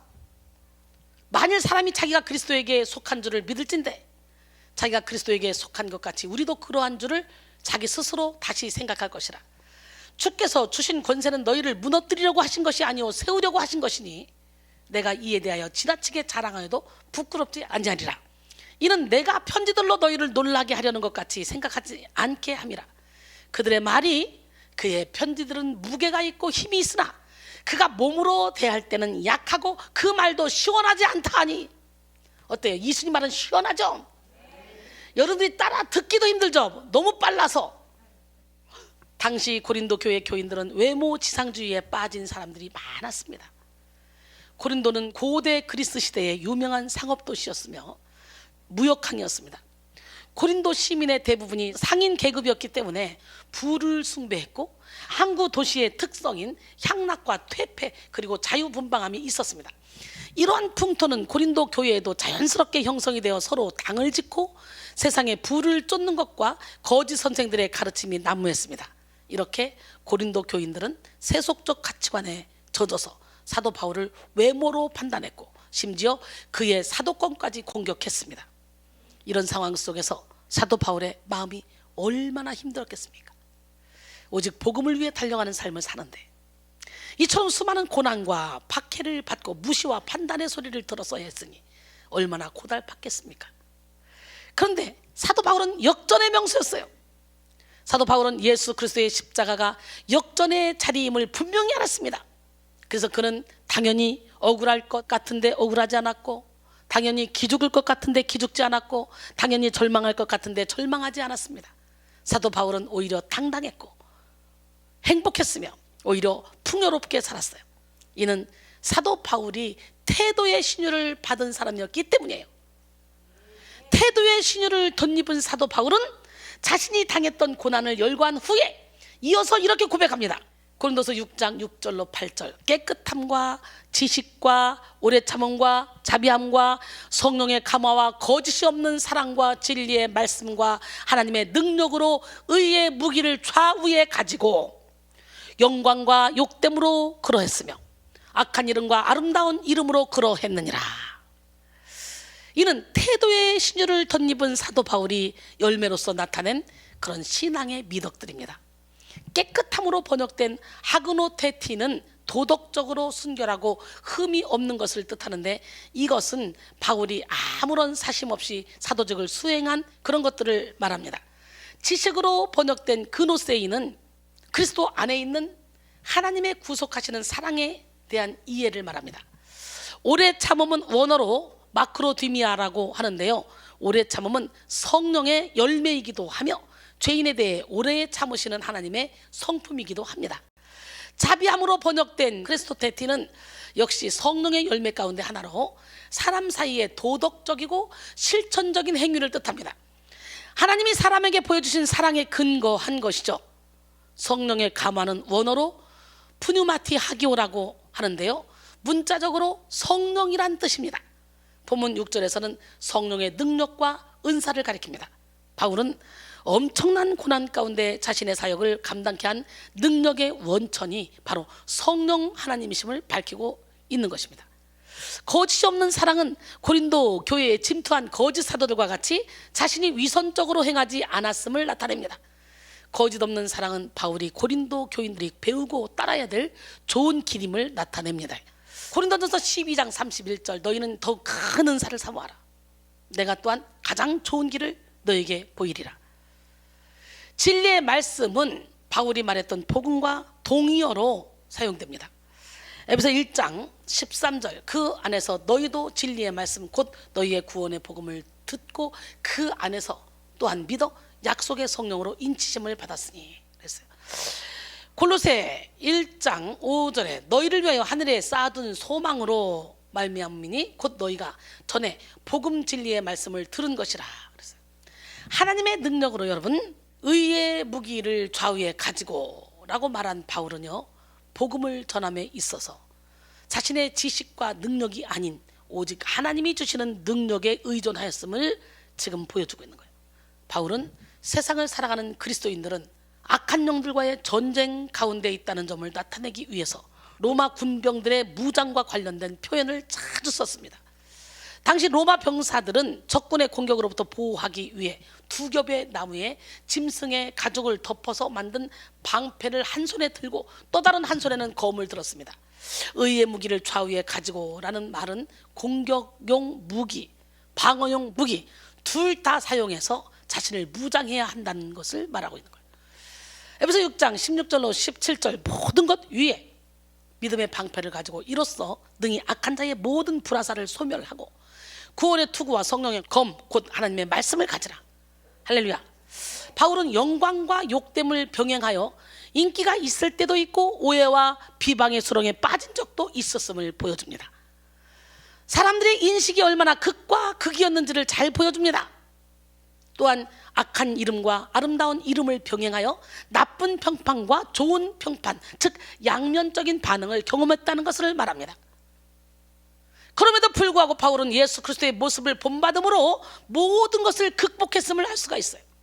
고린도후서 6장 8절로 10절 우리는 속인 자 같으나 참되고 무명한 자 같으나 유명한 자요 죽은 자 같으나 보라 우리가 살아있고 징계를 받는 자 같으나 죽임을 당하지 아니하고 근심하는 자 같으나 항상 기뻐하고 가난한 자 같으나 많은 사람을 부귀하고 아무것도 없는 자 같으나 모든 것을 가진 자로다. 할렐루야. 웨슬리도요 복음을 증거하러 가면 계란 세례 토마토 세례를 만날 받아서 나갈 때는 깨끗하게 하고 나가는데 들어올 때는 완전히 토마토 계란으로 세례받고 나온다잖아. 그런데도 끊임없이 설교를 다니면서 한 거야. 12년 됐을 때 어떤 지역에 설교하러 왔는데 토마토를 가지러 안 가더래. 계란을 가지러 안 가더래. 이상하다. 왜 저 사람들이 토마토 계란을 안 던지지? 그랬더니 이 사람들이 확 자기 설교하는 걸 집중해 빨려 듣더라는 거예요. 그것이 이상하다고 일기를 썼다잖아. 일기를. 사도 바울도 얼마나 핍박을 많이 받았어. 하다못해 미쳤구나 네가 이런 소리도 들었잖아. 그러니까 우리가 예수를 제대로 믿으려면 세상에서 환난을 당할 수밖에 없어요. 진짜 내가 예수를 제대로 믿는데 세상에서 욕 안 하고 오야 잘한다만 하면 이건 가짜다 가짜. 물과 기름은 따로 놀기 때문에 교회에 와도 영적인 사람과 영적이지 않은 사람은 물과 기름이 갈라지듯이 딱 갈라지게 돼 있어. 영적이지 않은 사람은 아무리 해도 못 알아들어 뭔 말인지 영적인 얘기를. 사도 바울이 치유받은 믿음의 태도를 가지고 자기 자신의 정체성에 대해서 얼마나 당당하게 표현했는지 구체적으로 살펴보면요, 첫째, 속이는 자 같으나 참되다 그랬어요. 속이는 자란 그를 향한 소문 중 하나로서 사기꾼이나 거짓 사도를 의미합니다. 소문이 저거 사기꾼이야, 저 거짓 선자야, 거짓 사도야 저거. 그러니 우리도 그런 말을 듣는다고 해서 거기에 연연해서 고통당하지 말고 우리는 속이는 자 같다, 우리는 참된 자다. 너희들이 몰라서 그렇지. 그리고 말씀대로 살아야 될 줄 믿습니다. 여러분, 사실 이러한 비난은 사도 바울뿐만 아니라 예수님도 공생의 사역 가운데서 들으셨던 모함이었어요. 그런데 바울은 이런 비난 앞에 자신은 참되다 라는 말로서 응답하죠. 속이는 자 같으나 참되고, 참되고에 해당하는 알레데이스는 진실하고 정직한 것을 의미합니다. 또한 복음의 진리를 가리키기도 하는데요, 이는 바울이 복음의 진리 위에 굳게 서 있음을 고백하는 것이라 할 수 있습니다. 두 번째, 무명한 자 같으나 유명한 자요. 바울은 또한 무명한 자로 불리기도 했는데요, 그는 사도로서 제대로 인정받지 못하고 무시당할 때가 참 많았습니다. 그러나 바울은 무시와 멸시 속에서도 자신을 유명한 자라고 외칩니다. 유명한 자에 해당하는 에피기노스코메노이는 수동태로서 인정되다라는 의미인데요, 즉 바울은 자신이 세상 가운데 무시받는 한이 있어도 자신은 하나님께 인정받는 자라고 담당하게 고백하고 있는 거예요. 높은 자존감을 갖고 있는 거죠. 여러분 모두가 사람의 인정을 구하는 자가 아닌 하나님께 인정받는 자가 되기에 힘쓰는 자들이 되기를 원합니다. 갈라디아서 1장 10절에 보니까 이제 내가 사람들에게 좋게 하랴 하나님께 좋게 하랴, 사람들에게 기쁨을 구하랴, 내가 지금까지 사람들의 기쁨을 구하였다면 그리스도의 종이 아니니라 그랬어요. 세 번째, 죽은 자 같으나 살아있는 자. 바울은 실제로 수없이 많은 순간 죽을 위기를 지나왔습니다. 복음을 전파하며 죽음과 삶 사이를 수도 없이 많이 오갔습니다. 그러나 이는 바울에게 있어서 의미 있는 일들이었어요. 그는 자신이 죽음에 처하는 상황을 오히려 예수의 생명이 자기 안에 나타나는 기회로 여겼습니다. 고린도서 4장 10절에 보니까 우리가 항상 예수의 죽음을 우리 몸에 짊어지면 예수의 생명이 또한 우리 몸에 나타나게 하려 함이라. 할렐루야. 그가 이렇게 단호하게 자신의 처지를 예수의 생명과 연결시킬 수 있었던 이유는 하나님께서 자신을 보호하실 것이라는 확신 때문이기도 했지만, 또한 나아가 영원한 부활의 날에 내가 소망과 확신이 있었기 때문입니다. 이처럼 바울이 가진 소망은 현재의 삶과 미래의 삶을 아우르는 확실한 소망이었습니다. 그래서 바울은 죽은 자 같으나 보라 우리가 살아있고 에서처럼 보라라는 감격의 감탄사를 사용했어요. 그 네 번째, 근심하는 자 같으나 항상 기뻐하는 자라 그랬어요. 바울은 사역을 하며 수없이 많은 근심의 상황을 맞이했습니다. 바울의 대적자들은 시련을 당하는 바울을 향해서 하나님의 진노를 받는 것이라고 비난했습니다. 그러나 바울은 그 모든 시련을 자식을 사랑하는 아버지의 징계로 받아들였고, 징계를 통해 자신이 죽임을 당하는 것이 아니라 더 성숙한 신앙인으로 나갈 수 있음을 확신했습니다. 고린도서 1장 8절로 9절, 형제들아 우리가 아시아에서 당한 환난을 너희가 모르기를 원하지 않으니 힘에 겹도록 심한 고난을 당하여 살 소망까지 끊어지고 우리는 마치 우리 자신이 사형 선고를 받은 줄 알았으니 이는 우리로 자기를 의지하지 말고 오직 죽은 자를 다시 살리시는 하나님만 의지하게 하심이라 그랬어요. 바울은 거짓 사도들의 중상 모략으로 인해 심히 근심했었고, 또한 자신의 동족들의 구원을 위해 늘 노심초사했습니다. 바울은 과거 고린도 교회가 보여줬던 분쟁, 음란, 우상숭배, 부활교리에 대한 곡해 등등 많은 문제들로 인해서 근심하지 않을 수 없었어요. 그럼에도 불구하고 그는 여러 근심 앞에 굴복하지 않았습니다. 그는 어떤 근심도 자신이 얻게 될 영광스러운 미래와 견줄 수 없음을 확실히 알고 있었기 때문이죠. 그래서 그는 주 안에서 항상 기뻐할 수 있었습니다. 빌립보 4장 4절에 주 안에서 항상 기뻐하라. 내가 다시 말하노니 기뻐하라. 할렐루야. 그 다음에 가난한 자 같으나 많은 사람을 부욕해 하는 자라고 말하죠. 바울이 물질적으로 가난한 삶을 살았을 때가 있잖아요. 그래서 그가 천막을 치면서 직업을 가지고 선교했잖아요. 처음에 시작을. 성경의 여러 근거를 통해서 쉽게 알 수 있어요. 그가 물질적으로 가난하게 살았다는 거. 그는 자신의 생계를 위해 친히 손으로 일했었고 교인들에게 부담을 주지 않기 위해서 열심히 일했어요. 이것이 관례화되어 있던 교회에 지원금도 받지 않았어요. 분명 그는 물질적으로는 가난한 사람이었을 거예요. 그러나 바울은 자신이 많은 사람을 부욕해 했다고 고백하는데요, 이 부요에 해당하는 플루티존테스는 영적 측면에서의 풍요를 의미하죠. 그는 부요 그 자체 대체는 예수 그리스도를 그의 심장 가운데 소유한 자로서 참으로 많은 사람들을 부욕해 하는 삶을 살았습니다. 이렇게 긍정적인 삶을 살다 보니까 이제 막 선교하는데 부족함 없이 연보들을 막 하는 걸 우리가 보잖아요. 여섯 번째, 아무것도 없는 자 같으나 모든 것을 가진 자다. 사도 바울은 예수 그리스도를 만난 후 예수 그리스도 외에 모든 것을 싹 다 배설물로 여겼어요. 한때 자랑했던 그의 학식, 가문, 로마 시민권, 율법 준수가 이제는 아무것도 아닌 것이 되어버린 거예요. 사도 바울에게는 믿고 지지해줄 아내가 없었고 자녀도 없었습니다. 바울은 정말 예수 그리스도밖에 없었어요. 모든 것을 배설물로 여기고 하나님께 발견되려고 몸부림쳤어요. 예수님께 발견되려고. 그리고 표대를 향해 달려갔어요. 그래서 바울은요 뭐라고 고백하냐, 갈라디아서 6장 14절에 그러나 내게는 우리 주 예수 그리스도의 십자가 외에 결코 자랑할 것이 없으니 그리스도로 말미암아 세상이 나를 대하여 십자가에 못 박히고 내가 또한 세상을 대하여 그러하니라. 할렐루야. 사도 바울은 아무것도 가지고 있지 않아도 예수 그리스도가 있다면 모든 것을 가진 것이라는 것을 분명하게 알았어요. 하박국도 그랬죠. 나 아무것도 없어도 주님 한 분으로 만족하다. 여러분, 사도 바울은 예수 그리스도 안에 있는 무한한 지혜와 지식을 알았고 사랑과 능력을 알았습니다. 그래서 사도 바울은 예수 그리스도로 인하여 모든 것을 가진 삶을 살았어요. 어때요? 이순이가 예수 그리스도 때문에 모든 것을 가진 삶을 살고 있습니다. 옛날에 저는요 1년 입으면 2년째 별로 안 입었어요. 옷을요. 항상 신상 오면 뻗떡뻗떡 서 있는 거 있잖아요. 마네킹에 딱 입는 거, 아무리 비싼 거라도 마네킹에 6개 7개 마네킹 쫙 걸어놓은 거 싹 이거 다 주세요. 그것도 비싼 거. 그랬던 사람이 옛날에. 지금은 10년 전, 15년 전, 20년 전에 입던 옷을 가지고 입고 나오는데 이뻐요 안 이뻐요? 이쁘죠? 옛날에 입던 옷 싹 꺼내가지고 입자 그러고 맘먹으니까요. 왜 이렇게 기뻐? 왜 이렇게 부요해? 왜 이렇게 풍요로워? 옛날에는 왜 이렇게 옷이 없지? 옷이 왜 이렇게 없어? 나 옷이 너무 없어. 옷 사러 다니는 게 바빴는데 어느 순간부터 옷 사러를 안 가요. 그리고 옷장을 확 뒤집어 엎어보니까 왜 이렇게 입을 것이 많은 거야? 아이고 배부르네. 살 좀 빠지니까 다 맞아요.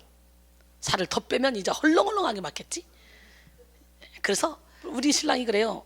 옷 사 입을 생각을 하지 말고 살부터 뺄 생각을 하시죠. 옷을 사 입어도 살을 빼야 이쁘죠. 근데 살 빼니까 옛날에 입던 옷 다 갖다 입을 수 있어서 너무 좋아. 우리 신랑이 나보고 저 옷잔 정리 좀 해. 다 줘. 남들 안 입는 건. 자기야, 저건 비싼 옷이기 때문에 유행이 바뀌면 내가 또 입어야 돼. 그 줄 거는 다 줬어. 몇 번씩 정리했어. 유행이 바뀌면 입어야 되니까. 남들은 이게 얼마나 좋은 옷인지 몰라. 그래서 줘도 박혜지 권사님도 내가 수도 없이 줬어요. 내 옷 별로 내 옷 안 입어요. 몇 번 안 입어요. 그러니까 아까워요. 이걸 귀하게 여기지 않으니까. 이게 진짜 귀한 옷인데 티 안에 몇십만 원짜리인데. 그래서 유행지 나면 입어야지 그러고 놨는데요. 뭐 세상에 지금 보니까 다시 티셔츠가 한동안 막 긴 거 유행했잖아. 요즘 또 짧은 거 유행이더라고요. 그래서 결국은 유행이 또 이렇게 지나가. 옛날 같으면 옷 하나도 없어. 왜? 다 지난 옷이니까. 새 옷이 새 옷이 있는 것처럼 느껴졌지만 지금은 아니라는 거예요. 얼마나 풍성하고 부자인지 옷장 열어보니까 입을 것이 너무 많아가지고 이거야 나 배부르다. 어쩌다 이순이가 거지가 됐냐. 항상 백화점에서 일본으로 가서 신상으로 20대부터 시작해서 항상 평생을 그렇게 입고 왔는데 하나님 안에 들어오니까 아무거나 입어도 이쁘고 옛날 거 입어도 이쁘고 20년 전에 거 입어도 이쁘고.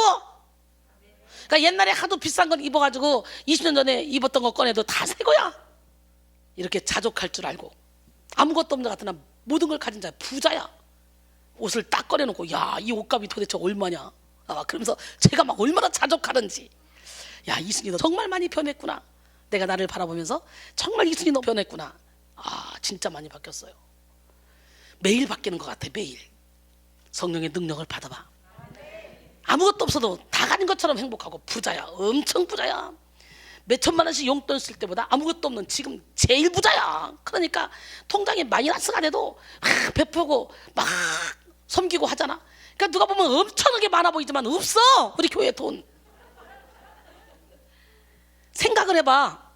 우리 교회에 돈이 있게 생겼나? 교인 숫자하고 사역자 숫자 생각을 해봐. 사역자 지금 사례비만 얼마가 나가냐고. 어림도 없는 일이야. 야, 그런데 하나님이 소처럼 일 시키잖아. 제가 소띠잖아요. 그래도 그때그때 성령께서 감동 오면 하는 거야. 베푸는 거야. 나누는 거야. 그러니까 누가 보면 엄청나게 부자처럼 보여. 왜? 아무것도 없는 자 같으나 모든 걸 가진 자야. 가난한 자가 많은 사람을 부욕해 하는 자야. 할렐루야. 이 사도바울의 고백이요. 딱 저의 고백이에요. 지금요.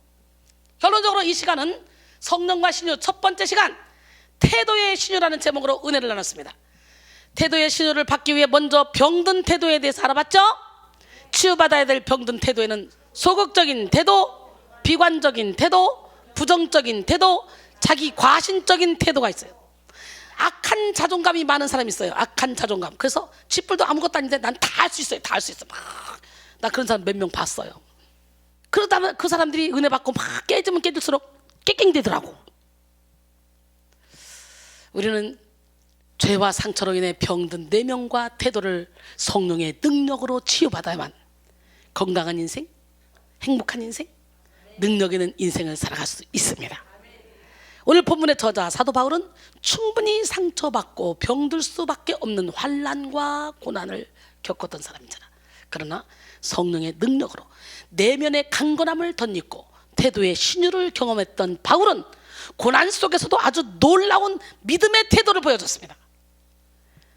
태도의 성령의 신유를 경험한 사도 바울은 자기 자신에 대해 속이는 자 같으나 참된 자, 무명한 자 같으나 유명한 자, 죽은 자 같으나 살아있는 자, 근심하는 자 같으나 항상 기뻐하는 자, 가난한 자 같으나 많은 사람을 부욕해 하는 자, 아무것도 없는 자 같으나 모든 것을 가진 자라고 당당하게 선포했어요. 이 고백이 여러분의 고백이 되기를 원합니다. 여러분 모두가 사도 바울처럼 이 시간 성령의 기름 부음을 받아 태도의 신유를 경험하시고 많은 영혼들을 살리며 치유하는 능력의 삶, 승리의 삶을 살기를 주님의 이름으로 축원합니다. 할렐루야. 예수님 목마릅니다. 오셔서 채워주세요. 오셔서 기름 부어주세요. 이 고백이 여러분의 고백이 되길 원합니다. 함께 찬양합니다.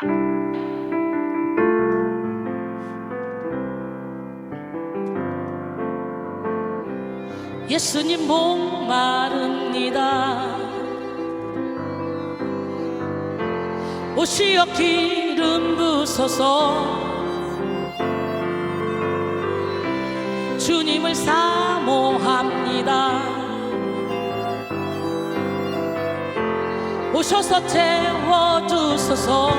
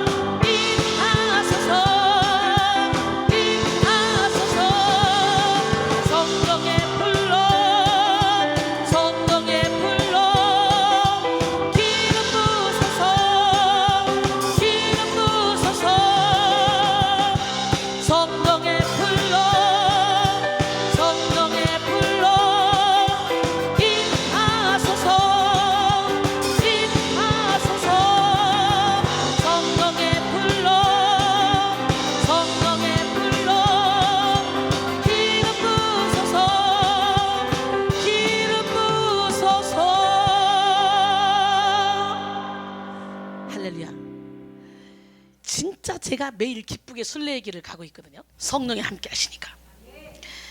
다 같이 내가 매일 기쁘게 함께 찬양합니다. 내가 매일 기쁘게 순례의 길 해가면 주의 팔이 나를 안보하며 내가 주의 축복을 받는 참된 비결은 주의 영이 함께함이라.